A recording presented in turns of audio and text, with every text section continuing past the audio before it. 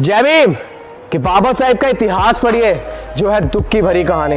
जिस तालाब में पशु पानी पीते थे तुम्हें नहीं मिलता था पानी, और इस व्यवस्था को बदलने के लिए बाबा साहेब ने पानी से ब्रेड तक भिगोकर खाए। कि इस व्यवस्था को बदलने के लिए बाबा साहेब ने पानी से ब्रेड तक भिगोकर खाए हैं।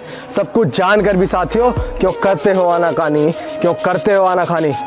26 नवंबर 1949 की शाम को बाबा साहेब आराम से सोफे पे बैठे हुए थे। कभी हंस रहे थे और एक पल में रो रहे थे। उनके ही पास शंकर आनंद शास्त्री जी बैठे हुए थे। उन्होंने पूछा कि बाबा साहेब क्या हुआ, आप एक पल में हंस रहे हैं और एक पल में रो रहे हैं। तो बाबा साहेब ने जवाब दिया कि शास्त्री जी, आज मेरा लक्ष्य पूरा हो गया, आज मैंने संघर्ष पूरा कर लिया है, लेकिन इस संघर्ष को पूरा करते करते, इस लक्ष्य को पूरा करते करते मैंने क्या क्या खोया है, मैं उस चीज को याद करके रो रहा था। मुझे एक बात याद आई कि एक समय था कि मेरी जेब में एक रुपया भी नहीं था। एक समय था कि मेरे पास खाने तक को पैसे नहीं थे। और उस दौर में मेरा बेटा राजरत्न, उसने चलना सीखा था, उसने हल्के से बोलना सीखा था।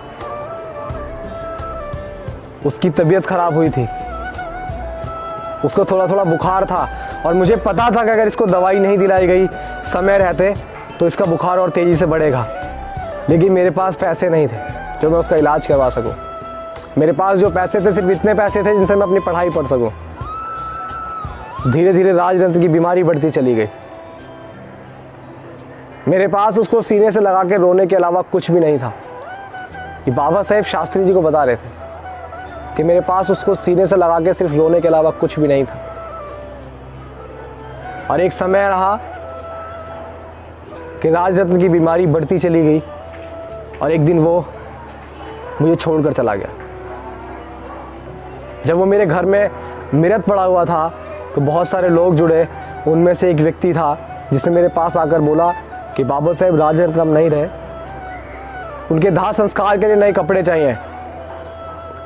लेकिन जब मैंने ये बात सुनी तो मेरा कलेजा रो पड़ा। वो इसलिए क्योंकि मेरे पास जिस बेटे की दवाई गोली के लिए पैसे नहीं थे, जो मेरे बीच से चला गया, मैं उसको नए कपड़े कहाँ से लाके दूंगा। ये बात रमाबाई को पता थी। उसने मेरे पास होले से आकर अपनी साड़ी का पल्लू फाड़कर राजरत्न को उड़ाया